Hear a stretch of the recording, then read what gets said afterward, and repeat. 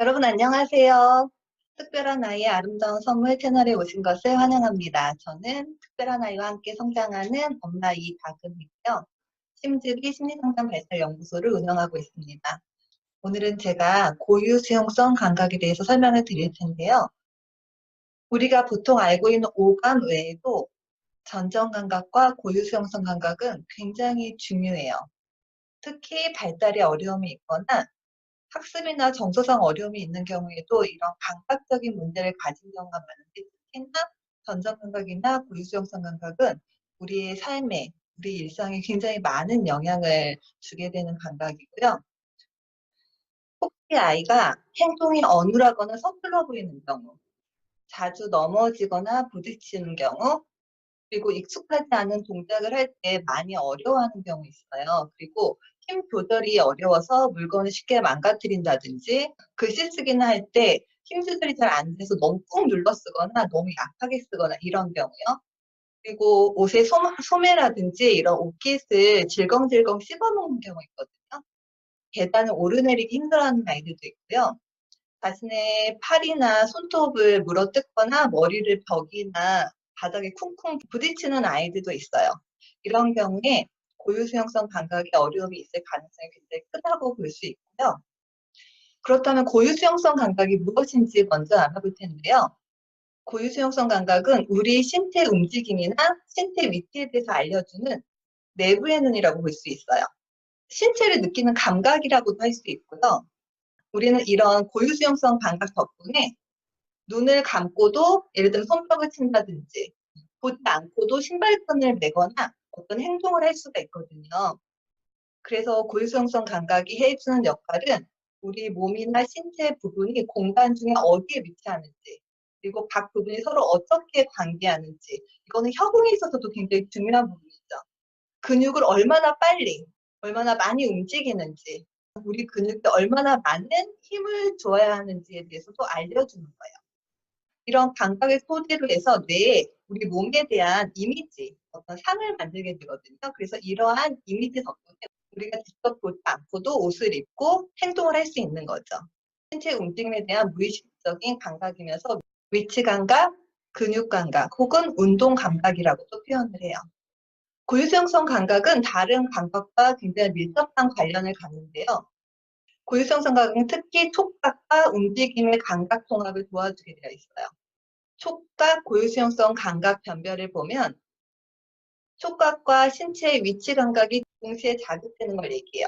예를 들면 우리가 물이나 우유잔을 들 때 얼만큼의 힘을 줘야 되는지를 알아야 되잖아요. 그걸 가늠하는 거. 그리고 연필을 잡고 글씨를 쓰는 거. 사실은 이 연필 잡고 글씨 쓰는 거에는 촉각과 고유수용성 감각뿐만 아니라 시지각도 같이 영향을 주죠. 그래서 협응이 필요한 그런 활동이고요. 전정 감각과 고유수용성 감각은 굉장히 밀접하게 관련이 있어요. 사실상 전정 감각은 모든 감각의 기본이거든요. 모든 감각은 전정 감각을 바탕으로 해서 발달이 되게 되고요.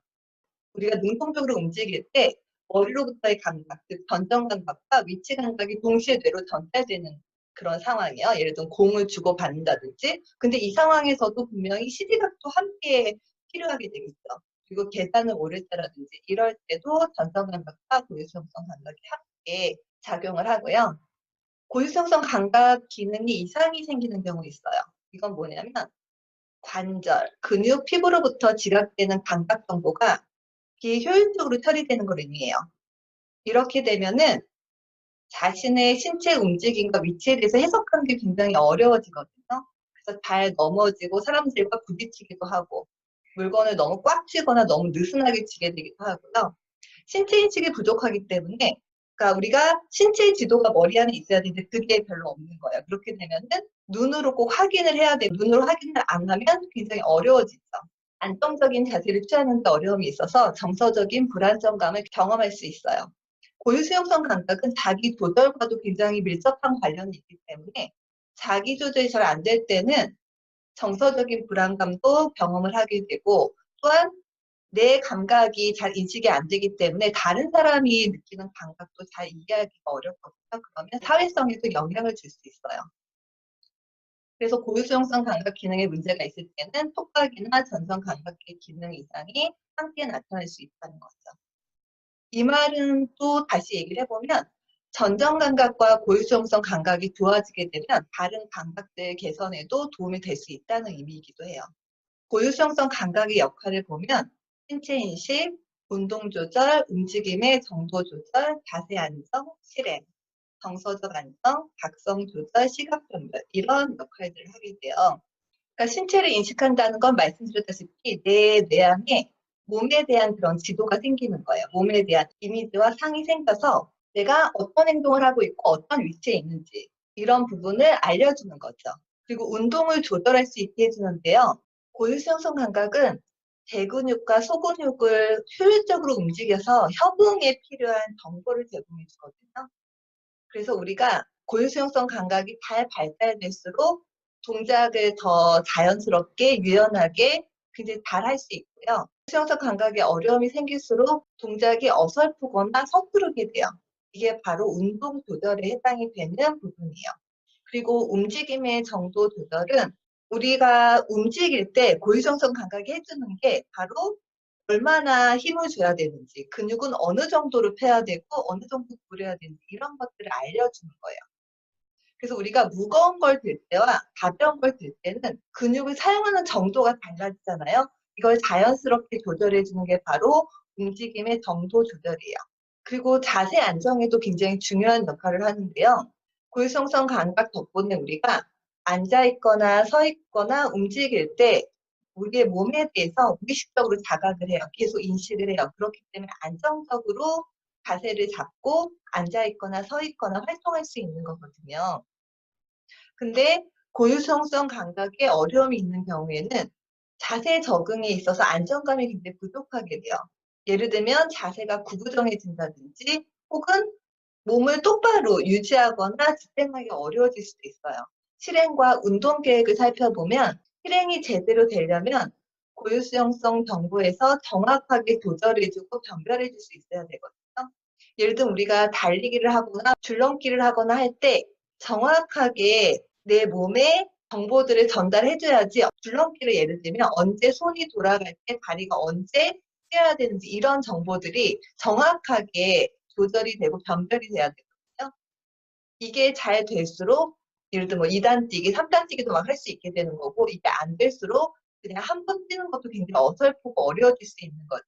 이게 바로 실행인데요. 운동 계획이라는 거는 우리가 몸을 움직이기 전에 머릿속에서 먼저 그림을 그리는 거예요. 아, 내가 이런 식으로 운동을 하면은 되겠더라고요. 아까 우유컵을 예로 들었었는데요. 내가 이 우유컵을 어느 정도의 힘을 가지고 들어야 되겠다라고 미리 계획하는 것도 포함이 되죠. 정서적 안정이 있어요. 우리는 무의식적으로 계속 우리의 몸에 대해서 모니터링을 하고 계속 인식을 하기 때문에 굉장히 안정감을 가질 수 있는 거거든요. 근데 내 몸이 지금 어디에 있는지, 내 몸의 일부가 어디에 있는지, 그리고 지금 무엇을 하고 있는지를 정확하게 파악하지 못하면 굉장히 불안정해져요. 그래서 내 몸에 대한 자신감도 떨어지고 불안도도 굉장히 높아지게 되죠.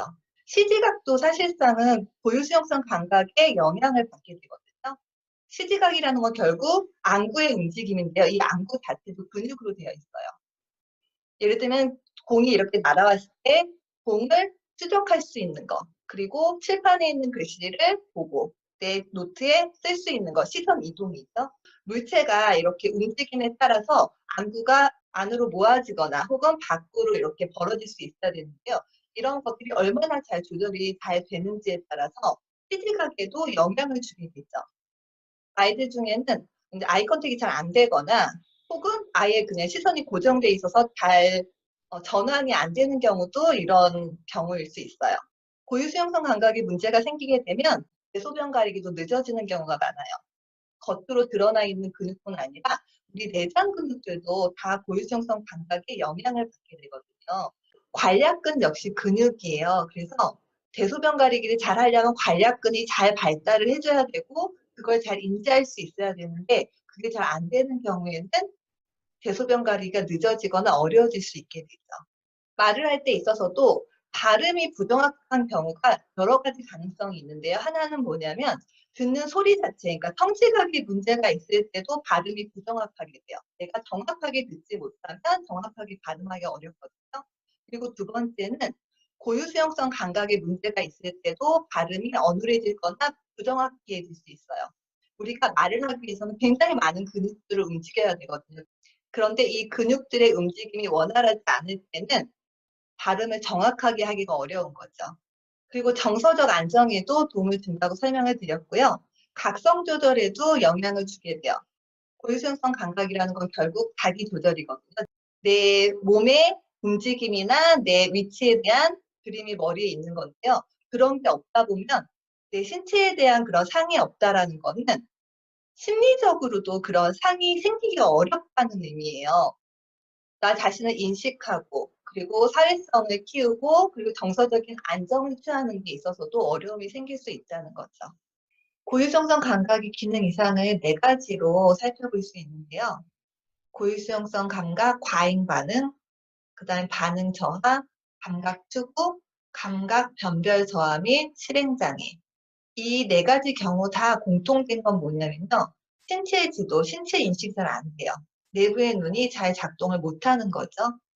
고유수용성 감각에 대한 과잉 반응은 뭐냐면요. 같은 감각인데 더 크게 느껴지는 거고 그러니까 예민한 상태라고 볼 수 있겠죠. 그러면 당연히 고유수용성 감각이 자극되는 활동을 피하게 되겠죠. 많이 과하게 느껴지기 때문에요. 예를 들면 점프하거나 달리거나 구르기 이런 것들을 다 피하게 되고 다른 사람이 터치하는 것도 굉장히 싫어하게 되고 불안해할 수 있어요. 발달에 어려움이 있거나 자폐 스펙트럼 아이들 중에는 껴안거나 혹은 이렇게 터치하는 걸 굉장히 힘들어하고 싫어하는 아이들 있잖아요. 이 아이들이 고유수용성 감각에 대한 과잉 반응이 있는 아이일 수 있어요. 그리고 이런 아이들은 편식할 가능성도 더 커지죠.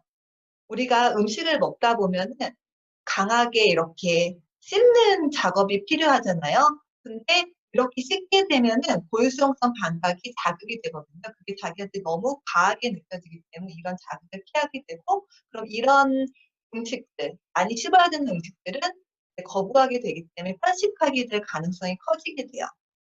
두 번째는 고유수용성 감각의 반응 저하. 근긴장도가 낮은 상태인 거예요.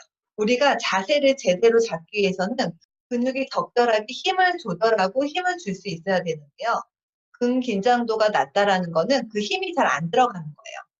그리고 이런 아이들은 반응이 저하되기 때문에 같은 자극도 굉장히 적게 와요. 그러면 뭔가 행동을 할 때 근육을 굉장히 많이 사용해야 된다고 느끼고 그러니까 장난감이나 물건 같은 걸 집을 때 이렇게 거기에 맞게 집는 게 아니라 더 많은 힘을 줘가지고 집으려고 하고 그렇게 되면 쉽게 부러질 수 있게 되죠. 이거는 낮은 근긴장도를 보상하기 위한 행동일 수 있어요.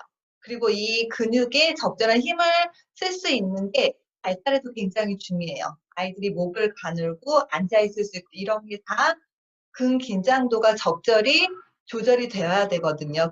아이들이 불편한 자세로 있어도 자기 자세에 대한 인식을 더 못하게 돼요. 그리고 다른 사람이 터치하는 거에 대해서도 별로 신경을 쓰지 않게 되고요. 세 번째는 고유수용성 감각 추구. 이런 아이들은 사실은 문제 행동으로 보일 만한 행동을 너무 많이 하기 때문에 굉장히 지적받고 혼나게 되는 경우가 많아요. 고유수용성 감각을 추구하는 아이들은 일부러 근육이나 피부나 관절 등에 자극을 주는 행동을 하게 되거든요. 그래서 사물이나 사람한테 자꾸 부딪히거나 충돌해요. 그리고 걸을 때도 그냥 걷는 게 아니라 뭐 손이나 막대기 이런 걸로 벽이나 울타리들을 이렇게 만지면서 가는 경우도 많고요. 결국 피부에 자극을 주기 위해서 이렇게 막 물고 차고 때리는 행동들을 하게 되는데 이게 공격적으로 보일 수도 있죠. 그리고 각성 수준을 조절하기 위해서 머리를 박는다든지 손톱을 물어뜯는다든지 손가락 빨기 혹은 손마디를 이렇게 툭툭 꺾는 거 있잖아요. 이런 자기자극 행동을 할 수 있어요. 그리고 아이들 중에는 소매나 이런 셔츠 컬러나 연필이나 장난감을 계속 씹는 경우 있잖아요. 그리고 질긴 음식도 이렇게 씹는 거 좋아하는 경우 있는데 이런 것도 마찬가지로 고유수용 감각을 확보하기 위한 이런 행동일 수 있고요.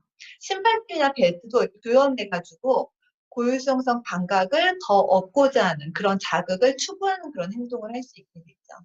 그래서 이런 아이들은 고유성성 감각을 많이 유입해줘서 경험하게 해주는 게 좋아요. 네 번째는 감각 변별이 저하되어 있고 실행장애가 있는 경우예요.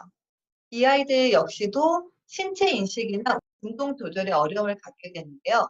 예를 들어 안경을 쓴다든지 눈을 감은 상태에서 뭐 옷을 입는다든지 이런 행동을 할 때 어려움이 굉장히 클 수 있죠.